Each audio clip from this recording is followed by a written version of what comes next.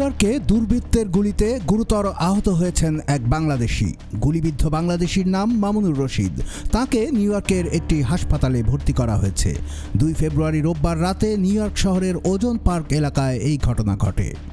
New York শহরের বাংলাদেশি অধ্যুষিত ওজন পার্ক এলাকার 101 এভিনিউয়ের 74 স্ট্রিটের কাছে মামুনুর রশিদের বাড়ি। বাংলাদেশে তার গ্রামের বাড়ি নোয়াখালী জেলায়। প্রত্যক্ষদর্শীরা জানান, রোববার রাত 11টার দিকে বেশ তুষারপাত হচ্ছিল।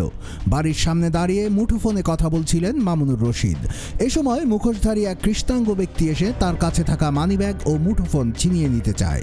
মামুন ভয়ে চিৎকার করলে সেই ছিনতাইকারী গুলি করে পালিয়ে যায়।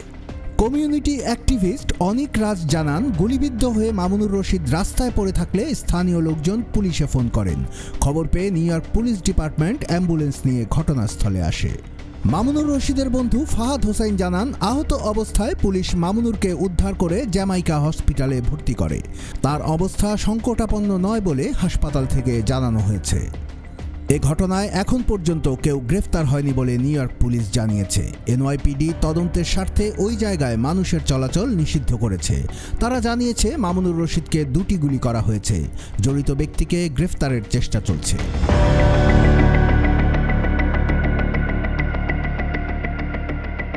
কুমিল্লার কাগজ নিউজ ডেস্ক।